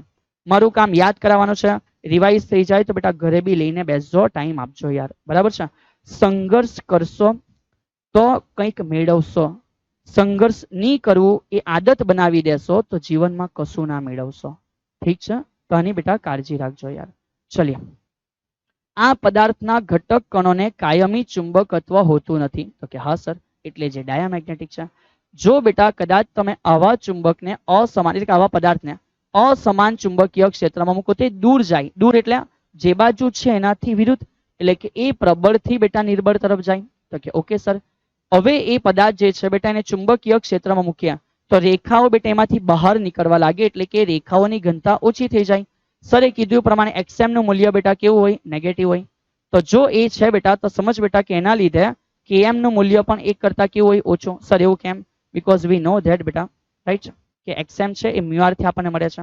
અને એના માટે ઉદાહરણ છે કે ભાઈ કોણ છે? સોનું, ચાંદી, તાંબુ, પાણી અને બિસ્મથ બેટા. સર આ બિસ્મથ કોણ છે બેટા? 83 નંબર પર આવેલું તત્વ છે, જે પ્રથમ રેડિયો એક્ટિવ તત્વ તરીકે આપણે ભણવાની શરૂઆત કરીશું જ્યારે પરમાણુ ન્યુક્લિયસ ચેપ્ટરની શરૂઆત થશે. હવે સમજ બેટા આનાથી બધી વિપરીત કન્ડિશન આ બાજુ લઈ આવો. તો સર પેરામેગ્નેટિક કોને કહેવાય? તો કે જેના માટે બેટા કાયમી ચુંબકીય ડાયપોલ મોમેન્ટ છે. આ પ્રબળથી નિર્બળમાં જાય તો આ નિર્બળથી ક્યાં જશે બેટા? પ્રબળમાં. આમાં રેખાઓની ઘનતા ઓછી થાય તો આમાં રેખાઓની ઘનતા વધે. એક્સએમ નું મૂલ્ય નેગેટિવ છે, એક્સએમ નું વેલ્યુ પોઝિટિવ હોય છે બેટા. એ જ વસ્તુ છે અને સાથે સાથે એના ઉદાહરણ ચેક કરી લે અને બેટા એના કેએમ નું મૂલ્યને જોઈ લો. ઠીક છે, તો જો આ અહીંયા સુધી ક્લિયર છે. સર કેએમ એ તમારા માટે મ્યુ છે બેટા. શું છે? મ્યુ છે યાર. અને આગળ છેલ્લું ફેરોમેગ્નેટિક. અહીંયા જે સમજ્યા એ બધી વસ્તુ અહીંયા વધારી દો. ઓહો હો, તો કે હા બેટા સમજ કે ભાઈ અહીંયા એકચ્યુઅલી ચુંબકીય ડાયપોલ તો કે આલોકોમાં પણ હોય બેટા. ઠીક છે, કોઈના નથી, એટલે કે ભાઈ હોય છે પણ ધ્યાન રાખજો ઇલેક્ટ્રોનના સ્પિન ગતિના લીધે, કેમિસ્ટ્રીમાં જાણતા હશો. સેમ પેલું બી પ્રબળથી ક્યાં જાય? સોરી, નિર્બળથી ક્યાં જાય? પ્રબળ બેટા. તો આ પણ બેટા પ્રબળ તરફ જ જાય, પણ એનું આકર્ષણ થોડું વધારે હશે પેલા કરતા. જેમ એવી રીતે પેલા બાજુ રેખા ઘનતા વધારે છે તો અહીંયા ખૂબ જ વધારે હોય બેટા. એક્સએમ ની વેલ્યુ પ્લસ છે પણ ખૂબ જ વધારે હોય બેટા. એટલે કેએમ નું મૂલ્ય પણ બેટા ખૂબ જ વધારે હોય છે. અને એક્ઝામ્પલ તરીકે લોખંડમાંથી આવું બની શકે, કોબાલ્ટમાંથી બની શકે અને બેટા નિકલમાંથી બની શકે. ઠીક છે, ચલિए તો જો આટલી વસ્તુ તમે કમ્પ્લીટ કરી ચૂક્યા છો તો મેં આશા રાખું છું બેટા કે જ્યારે આવો પ્રશ્ન 2 માર્કમાં આવશે તો મેં ડેફિનેટલી રમતા રમતા બેટા લખી દેશો. કારણ કે એક જ વસ્તુને ક્લિયર કર, એમાંથી 3 થિયરી તૈયાર કરી દે. શું કામ કોમ્પ્લિકેટેડ થવું યાર? હા કે ના? શું કામ બેટા કોમ્પ્લિકેટેડ થવું? ચલિए આના પછીની એક નાની વસ્તુ બેટા જસ્ટ ફોર યોર નોલેજ કે સર શું કહે છે, તો ક્યુરી નામના વૈજ્ઞાનિક બેટા એક નિયમ આપે છે કે એકચ્યુઅલમાં જે આ બેટા એમ મેગ્નેટાઇઝેશન જોઉં છો એ ચુંબકીય ક્ષેત્ર બીના સમપ્રમાણમાં છે અને બેટા એ જ વસ્તુ ટેમ્પરેચરના કેવા પ્રમાણમાં છે, તો કે ટેમ્પરેચરના વ્યસ્ત પ્રમાણમાં છે. તો એ ક્યુરીનો આ નિયમ છે કે મેગ્નેટાઇઝેશન ચુંબકીય ક્ષેત્રના સમપ્રમાણમાં ટેમ્પરેચરના વ્યસ્ત પ્રમાણમાં. તો ત્યારે બેટા જે અચળાંક આવે એને એવું કહેવાય કે આ કોણ છે, તો બેટા ક્યુરીનો અચળાંક છે. ઓકે, ચલીએ આના પછી આગળ વધતા ગયા બેટા. એ રીતે જ તમે એક ક્યુરીના ફોર્મમાં આ ઇક્વેશન પણ રેડી કર્યું હશે. ઠીક છે, તો જસ્ટ એકવાર બેટા યાદ કરાવી દે. આગળ વધતા ગયા અને છેલ્લી વસ્તુ બેટા સમજ. એક નાની વસ્તુ છે આ ડોમેઇન બંધારણ. તો બધાને ધ્યાન આપવું બેટા મારે કે ડોમેઇન બંધારણ કોનામાં હોય, તો બેટા એ ના ડાયામાં ના પેરામાં બેટા એ આવે ફેરોમેગ્નેટિક. કોનામાં આવશે? ફેરોમેગ્નેટિક. તો ફેરોમેગ્નેટિક પદાર્થ માટે બેટા ડોમેઇન બંધારણ હોય. સર ડોમેઇન બંધારણનો મિનિંગ શું છે? માન બેટા આ છે આખો ફેરોમેગ્નેટિક. તો એના આવા ટુકડાઓને એઝ્યુમ કરી લે બેટા, હા ને, કાલ્પનિક ટુકડાઓ. તો એકચ્યુઅલમાં આ ટુકડાઓ એવું કહે છે કે સાહેબ આની અંદર ઘણા બધા અણુ પરમાણુ હશે. ઓહો, આનો મિનિંગ બેટામાં ઘણી બધી ડાયપોલ મોમેન્ટ છે, એ બધાની દિશા એક સરખી હશે. તો આમાં બી બધાની દિશા સરખી, આમાં બી સરખી, પણ જરૂરી નથી કે આની દિશામાં હોય, અલગ દિશામાં હોઈ શકે. આમાં બી દિશા હશે, જરૂરી નથી કે બેટા કોઈ બી દિશામાં હોઈ શકે. પણ જેટલા બી બેટા પરમાણુ છે એ બધાની દિશા કોઈ એક જ તરફ હોય. તો આવા જે આ નાના નાના ટુકડા તૈયાર થયા ને આને કહેવાય બેટા ડોમેઇન. અને શું કહેવાય? ડોમેઇન કહેવાય બેટા. તો એની તમે થોડી એકવાર ધ્યાન રાખજો, કાળજી રાખજો. ઓકે, ચલિए તો આ ડોમેઇન બંધારણ થઈ જાય પછી સર સમજાવે છે કે ક્યુરી ટેમ્પરેચર શું છે. તો માન બેટા તમારી પાસે કયો પદાર્થ છે, તો કે ફેરોમેગ્નેટિક છે. એ જે ફેરોમેગ્નેટિક પદાર્થ છે એને બેટા તમે શું કરો, તો કે બહુ ગમે તેમ બોલો. હે સર, અરે મતલબ કે ગરમ કર, મતલબ કે ચલ સમજ યાર. તો સમજ બેટા, આને બહુ ગમે તેમ બોલો એનો મિનિંગ એવું નથી બેટા. આનો મિનિંગ છે કે આને ગરમ કર. તો આને ગરમ કર મતલબ કે એની હો બેટા. એ ગરમ કરવાની સાથે બેટા એનું બંધારણ ડોમેઇન તૂટી જાય અને એ બની જાય બેટા પેરામેગ્નેટિક. તો જે ટેમ્પરેચરે બેટા આવું થાય, જે ટેમ્પરેચરે આવું થાય બેટા કે જે તાપમાને બેટા ફેરોમેગ્નેટિક પદાર્થ એ પેરામેગ્નેટિક પદાર્થમાં ફેરવાઈ જાય તો એને બેટા પદાર્થનું કયું ટેમ્પરેચર કહે છે, તો કે સર એને ક્યુરી ટેમ્પરેચર કહે છે. ટુ નાઇસ બેટા. ચલિए સર બીજી માહિતી આપે છે. આના સિવાય બીજું શું છે, તો આના સિવાય વસ્તુ એ છે બેટા કે કોને હાર્ડ ફેરોમેગ્નેટિક પદાર્થ કહેવાના. તો જે પદાર્થમાંથી બેટા કાયમી ચુંબક બને એને આપણે એવું કહેતા છે કે કયા પ્રકારના પદાર્થો છે, તો કે સર હાર્ડ ફેરોમેગ્નેટિક. તો જેમાંથી બેટા કાયમી ચુંબક નહીં બને એ પ્રકારના જે પદાર્થ છે એ પદાર્થોને આપણે શું કહેતા છે બેટા? Soft ferromagnetic. તો આ પદાર્થનો ઉપયોગ બેટા ઇલેક્ટ્રોમેગ્નેટ બનાવવા માટે થાય છે. જ્યારે જ્યારે બેટા જરૂર છે ત્યારે વિદ્યુત દ્વારા એને તમે મેગ્નેટ બનાવી દેવું અને આવશ્યકતા નથી ત્યારે એને પાછું મેગ્નેટિઝમથી બેટા રિમૂવ કરી દેવું. ઠીક છે, ચલીએ. તો આ જે બધી મેટરો છે બેટા એને આપણે કમ્પ્લીટલી સમજવા પ્રયત્ન કર્યો છે. ઓલ ઇક્વેશન બેટા આપણે જોઈ લીધા છે. ઠીક છે, કે જે બી આ ચેપ્ટરમાં આવે છે ઇમ્પોર્ટન્ટ ક્વેશ્ચન છે એના વિશે પણ સરે તમને આઈડિયા આપ્યું છે. ઠીક છે, અને ત્યાર પછી બેટા આપણે જે પણ નાની નાની થીસીસ પૂછાઈ શકે તમને સમજાવવા માટે બેટા પ્રયત્ન કર્યો છે યાર. તો હવે અહીંયાથી સર આશા રાખે છે કે જો તમારું આ ચેપ્ટર બેટા ખરેખર કમ્પ્લીટ હોય તો એક ઓછા સમયની અંદર તમે એને યોગ્ય સમયે વારંવાર રિવાઇઝ કરી શકશો. આનો એક એડવાન્ટેજ એ મળશે બેટા કારણ કે આપણે ઇનિશિયલ બેટા સમજ યાર કે જ્યારે મે જૂન થી ભણવાની શરૂઆત કરી હોય અને એક્ઝામ જ્યારે માર્ચમાં થવા જઈ રહી છે, ઓપનિંગ બેટા ફિઝિક્સ કરશે. ઠીક છે, તો એ જે વચ્ચેનો સમયગાળો છે ત્યારે દરેકે દરેક ચેપ્ટરને જ્યારે કોઈક સમય મળી જાય બેટા તો જસ્ટ ઇન 1 hour રિવાઇઝ કરી લેવું કે જેથી સમગ્ર પુસ્તક હાથમાં નહીં લઈને બેસો તો કોઈ ઇશ્યુ નથી. પણ જો દરેકે દરેક પોઈન્ટ એકવાર ઇન લાઈન યાદ આવી જાય ને તો તમે જ્યારે ખુદ બેટા બુક્સ લઈને રિવાઇઝ કરવા બેસો છો તો ઘણી મદદ મળી રહેશે. ઠીક છે, તો બસ તમે બેટા આવી મહેનત કરતા રહેશો અને ખુદના પરિણામને એક યોગ્ય લેવલ સુધી લઈ જશો. એ જ શુભકામનાઓની સાથે જય હિન્દ.